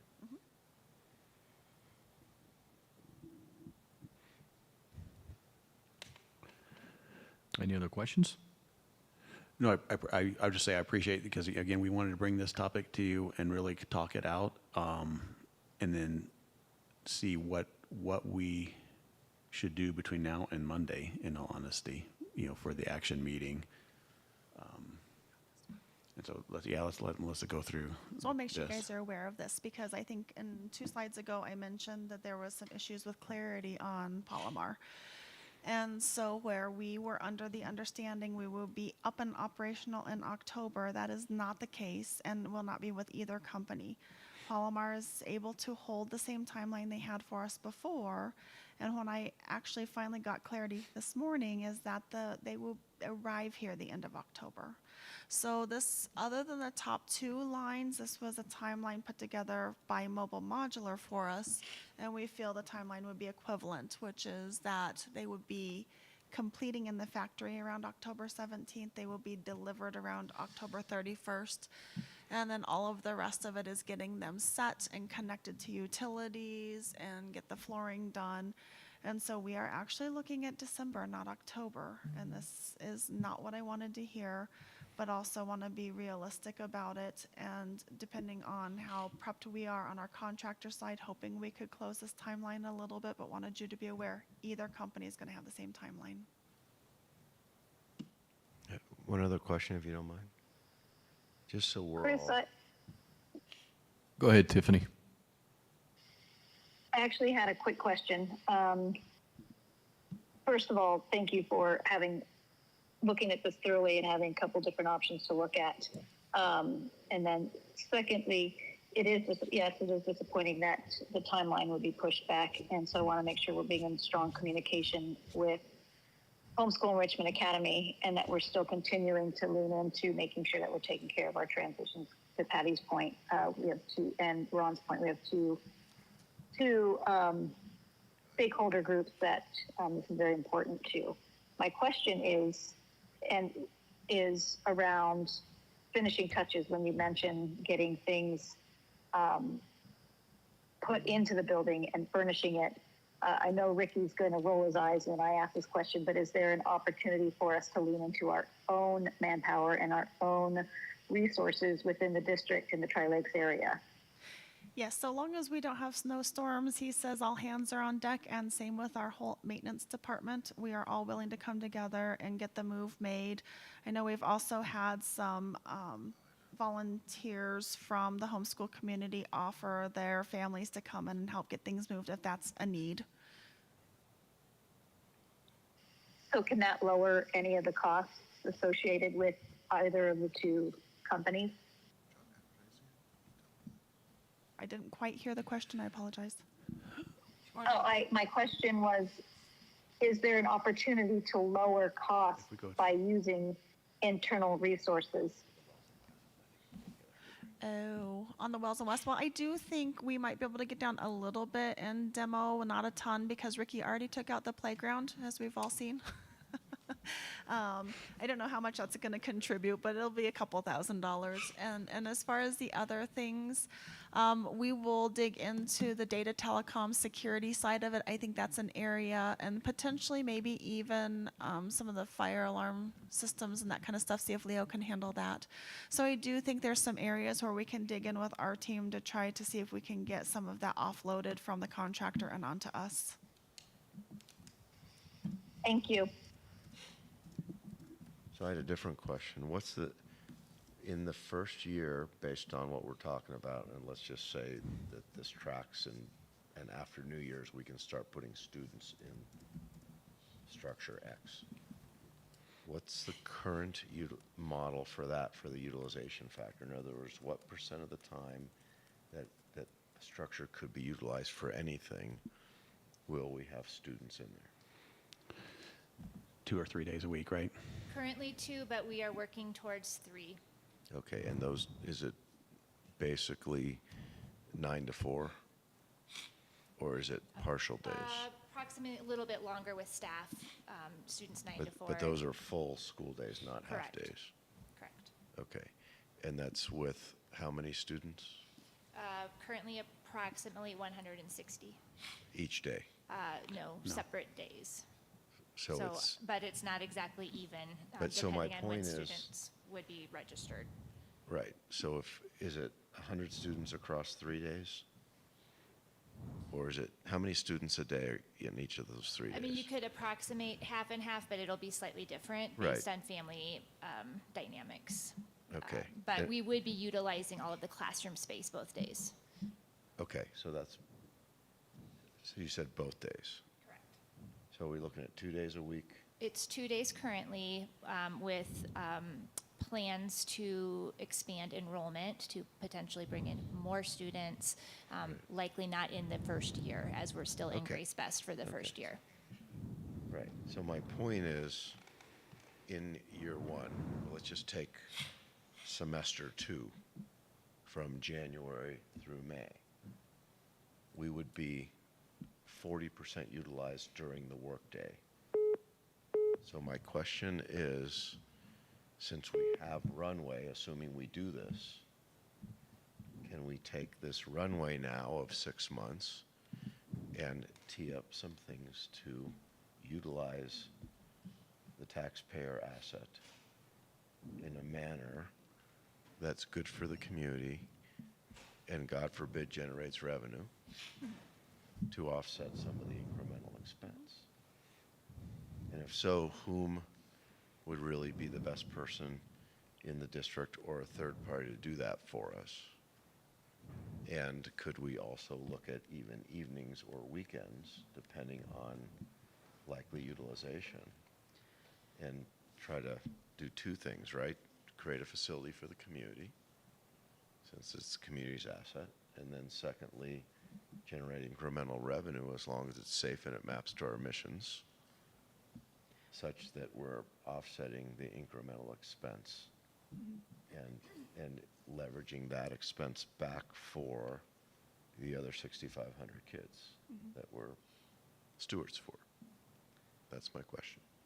And so we have had some inquiries on access to space, but we also can reach out to the existing entities that are leasing space at Grace Best, such as Weight Watchers and some of the coffee clubs and things like that, Yeah. to see who would still have interest in participating. I haven't opened the door because I don't know the timelines yet.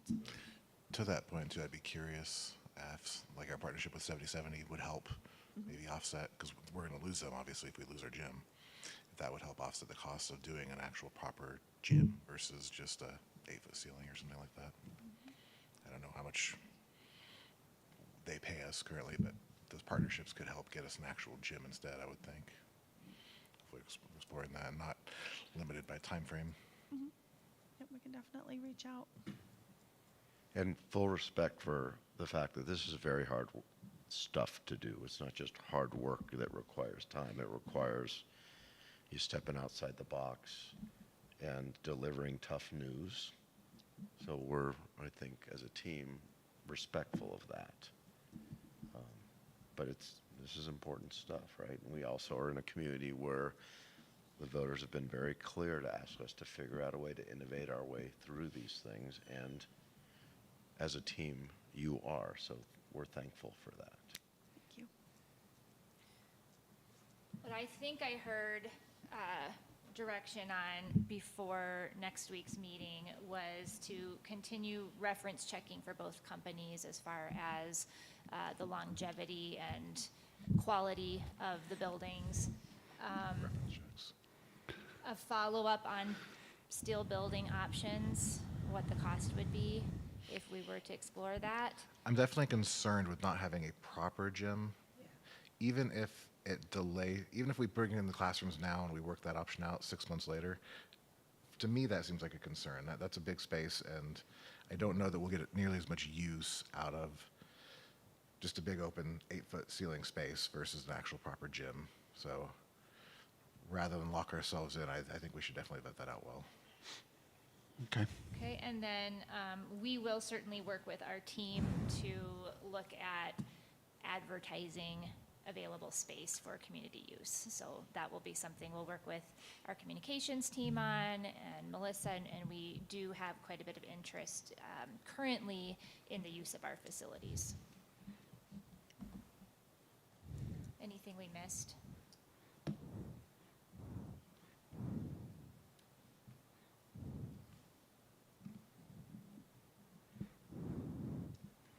So I'm sorry this is a little sticky, but It's better you tell us than not.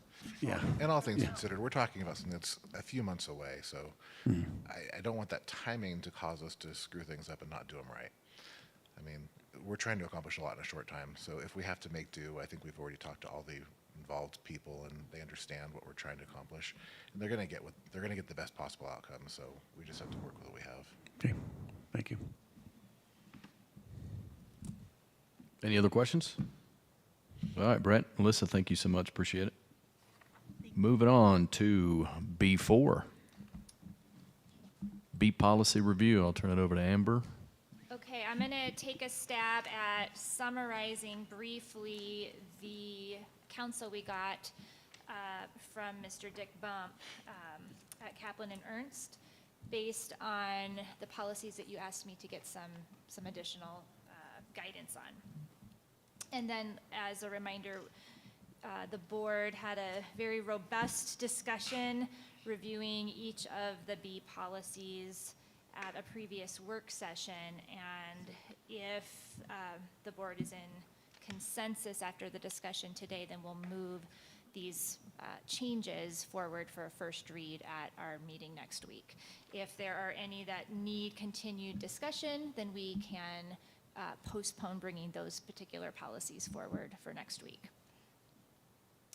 So in general, we contract with CASB, the Colorado Association of School Boards, to give us sample policies that are sound legally, typically. So we do rely on our membership to CASB to provide us with those sample policies. While the board may change wording within those policies, if the wording is similar to CASB's, the recommendation is that we leave the language as CASB recommends. It just makes it easier for us administratively as we're reviewing those policies on a regular basis. Again, that is up to the board, but we would recommend keeping language as similar to CASB as possible, unless the board feels that the content significantly needs to change. On BEAA, this is electronic participation in school board meetings, and you can refer to all of the proposed red line changes in the document that Ms. Wood has provided you. Guidance is that our policy is currently more restrictive than what would be required. And so there is some proposed slight changes in the definition of extenuating circumstances that Ms. Wood has updated for your review. And she has also eliminated the statement that requires board members to state their location if participating virtually. The requirement, or our current statement, I should say, that a board member may attend and participate by electronic means in a maximum of 2 board meetings per calendar year, is CASB's recommendation based on best practice. However, it is not a requirement by any statute. Our current policy does allow for board members to attend virtually more than 2 times with board approval. So I can pause there or kind of keep going through my notes, and then we can have a discussion. Would that be preferred? Okay. BAA-R, Mr. Norris suggested changing shall to must, and there are no legal concerns with that change.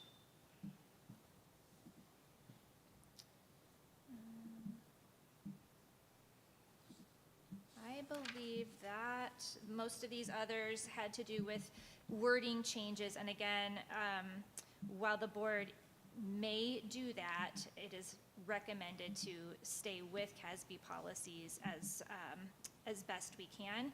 On BC, school board member conduct, Mr. Bump does not recommend those revisions based on the policy includes statutory requirements. So that was BC. There were recommended changes within that policy that we discussed at the previous meeting, and our legal counsel has advised us against those changes. And Ms. Wood, as you've been working on these, is there anything else that you would want to add on the revisions you've been making? I don't think so at this time, just so the board is very comfortable with your final decision on the electronic participation in meetings is one of the key ones you may want to discuss further. I got a couple of comments if y'all are okay with that. Well, can I jump in real quick? Yeah, go ahead. BID and BIE, those policies are new policies based on legislation as well. Yes, at the last work session in May, Ms. Upchurch had mentioned that she would like a short and sweet version of a BID, BIE. So I did look at, I believe, District 49 and District 20's policy, and the CASB recommended and sort of made a short and sweet version that might be applicable to us. But that is certainly open to revision as you all would see necessary. It's just simply a draft of a version of a new policy for us. And this is regarding board member compensation. And ideally, according to legal counsel and just the board's governance structure, it is better when it's possible to keep things in more of a general and not too restrictive of a nature. I would probably, as one board member, just suggest we take those and incorporate them from council, and then just present it to us as the changes for the first review and second review. And one other request for me, for the other board members, this first one, BAA, I added a big section for board self-evaluation. It's in your packet right there.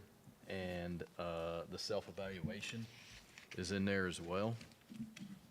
I haven't really gotten any feedback whether we should or should not do that. So if you could, please review that self-evaluation. It's easily modifiable, but I don't even know if we want to add this, period. It was just my personal suggestion that we review that. And so the board self-evaluation is right there on page 1 in the red lettering.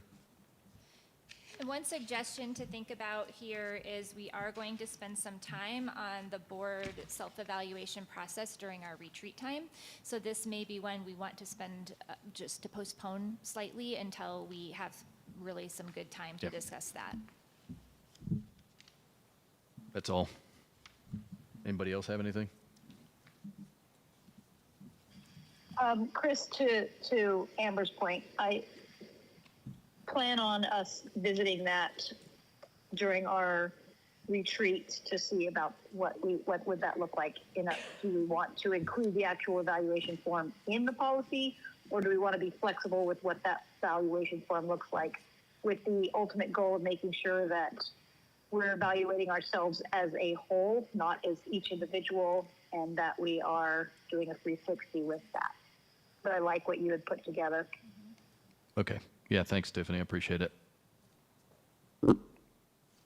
Anything else? I also did have just a note on policy BG, school board policy process. I think it's actually current with CASB recommendations, but just part of that is I just want to draw that whole policy review process to your attention. So you would all read that thoroughly and see if you are in understanding and agreement, just to continue that policy as is. That's BG.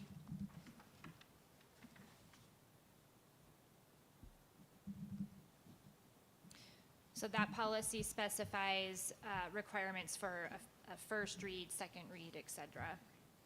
And we can have you review that prior to next week. Okay. Any other comments?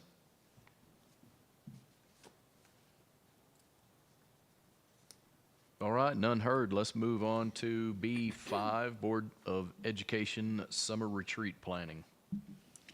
All right, what we have shared in board docs for your review is a draft agenda. We are planning to spend some time doing a little bit of team building, understanding our team strengths, and then moving into a strategic planning review that will be a little deeper dive than we've been able to spend time on during the regular board meetings. So the executive team will review each priority, including our current goals and measures, and then provide some time for you to give us some feedback on action planning for the next 2 school years. We will break for lunch at that point and then move into board goals for the upcoming school year. You did set some very specific goals back in the 2023-2024 school year, so we'll have those for you to take a look at and reflect upon, and then be thinking about your priorities, top 2 to 4 priorities for the next school year, based, again, aligned with the strategic plan priorities, and we'll have some discussion to set board goals. Is it not working? Yeah, I tried to click it, it said I don't have access. Can you show that, Oh, Vicki? right. It's in Same executive content because it is in draft form. I would have to move it. Oh, okay, let me try something here. I think I can fix that quickly. I think our badges are not working. We're fired. All right, We're gonna be escorted out. go ahead and refresh, and it should show up for you. Thank you. There we go. Yay.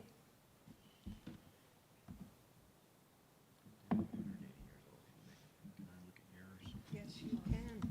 That's my favorite thing about computers. They're also great for doing Windows, for working on my I know. Okay, so give you some time to take a look at that, and then you'll notice we have built in some time towards the end of the day to discuss the policy on board evaluation process, as well as what that process will entail, including reviewing the matrix that Mr. Norris has presented us, and any other components of that evaluation process that we might want to consider.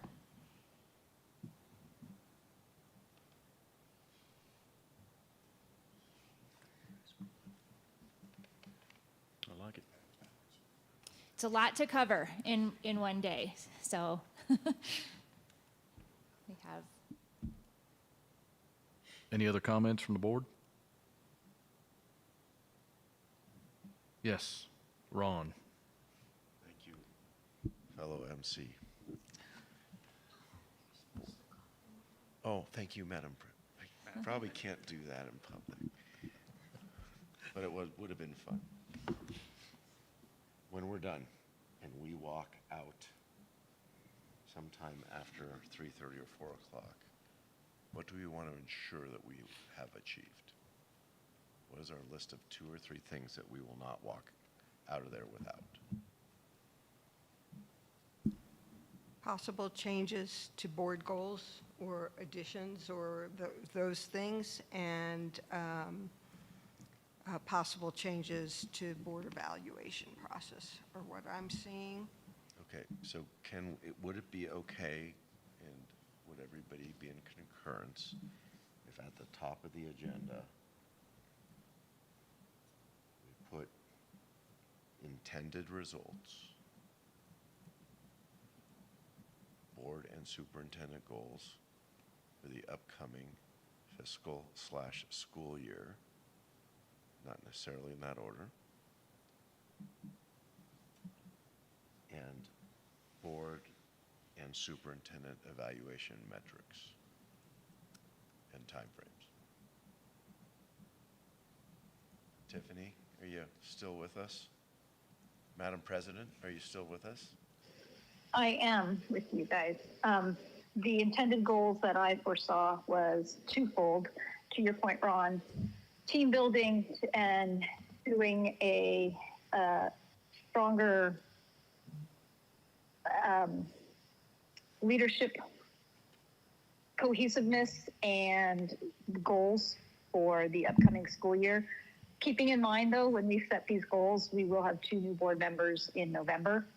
And so these goals will start with that, and then hopefully it'll be able to be a living document that can roll with the new leadership structure. But I think that's a good idea to put what our goals are at the top.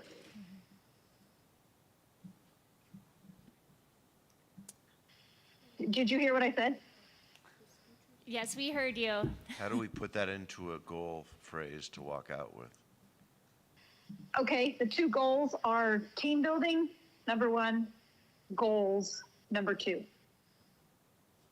So how do we know we've done team building when we walk away? How do we know we've done that well or successfully? I think that's an intangible. We have some plans to share team strengths and how our strengths can augment each other. And so I believe we can build in an assessment of that process as part of the day to see if we were effective in that. One way to measure the effectiveness of team building could potentially be wrapped into or be wrapped up in board evaluation.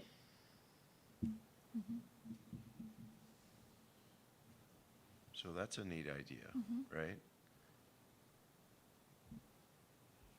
So what if we said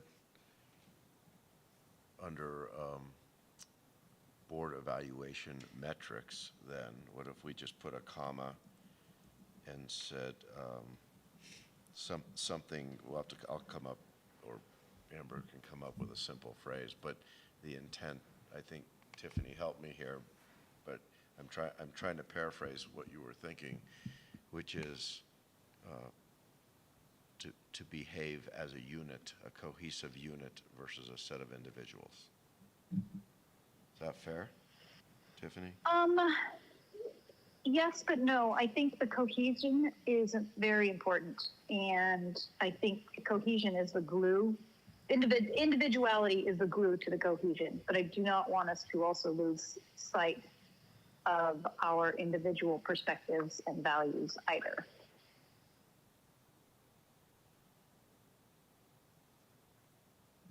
How about we put board evaluation metrics and enhanced cohesion?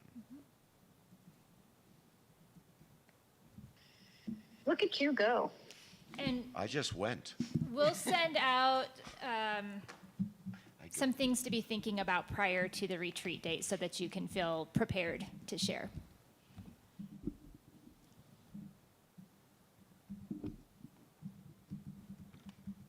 Anything else? Board? Tiffany? Todd? Ron? Patty? No, sir. Our fine executive leadership team? All right, we'll move on to C1 adjournment at 10:54 on June 10th. I'll adjourn this meeting. Did you want to look at meeting dates for next year? There is one other item. I unadjourn this meeting. And I move It won't on take us to, long. and I move on to B6. Discussion Board of Education meeting dates for 25 and 26. He didn't use Just the a minute, gavel. my so it wasn't master of official. ceremonies, do you propose a motion to disadjourn? Gosh, yeah. Disadjourn. So Vicky has put together some proposed meeting dates for the upcoming school year. And if you are supportive of those dates, then we will move those forward for approval at the meeting, the board meeting next week. Two changes to the regularly scheduled meetings are the January and February meeting dates due to federal holidays. Do we still maintain the agility to make changes as we, a month or so ahead of time, should things come up like we've done Yes. in previous years? Absolutely. Provide the board has consensus on it, obviously. Yes, absolutely. So if I may throw in my 2 cents worth as well, I think having the agility is important because some things always come up, as we always see every school year.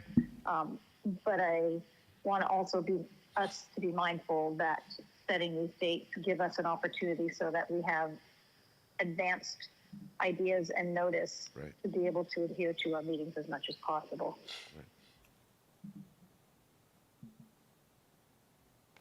So essentially, this follows the same convention we've had previously, Yes, that is correct. which is what,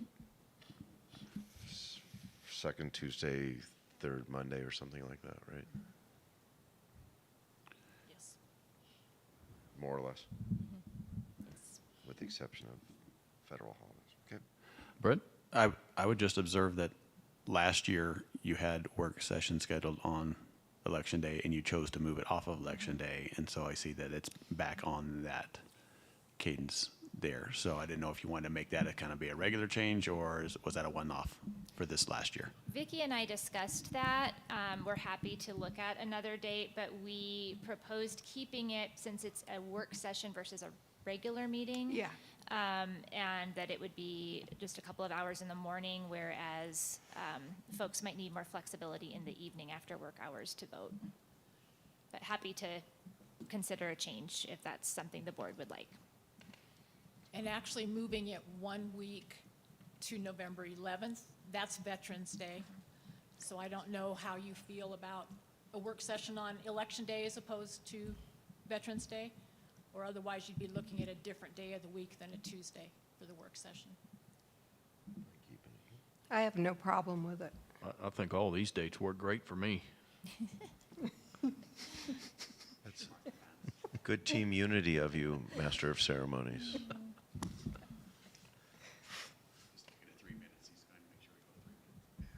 Yeah, should be fine. We come up on October 1, we decide something's different, then we certainly can change. And I suspect, as long as it doesn't hurt the executive team, several people vote absentee anyways. Seems to be very popular these days, so less disruption anyways. All right. Let's try this again. Board, Tiffany, Todd, Ron, Patty, anything? No, sir. Our fine executive leadership team, anything? All right, we'll move on to C1 adjournment at 10:58 on June 10th. I move to adjourn this meeting. Y'all have a great day. Well, who's going to Thank you, Chris. You ran a great meeting. Thank you. Right on time.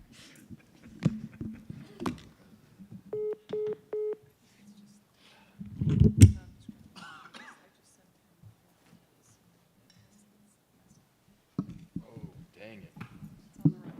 My voicemail's 92% full. Another 30 or 40 and nobody will be able to leave me voicemails no more. That's right.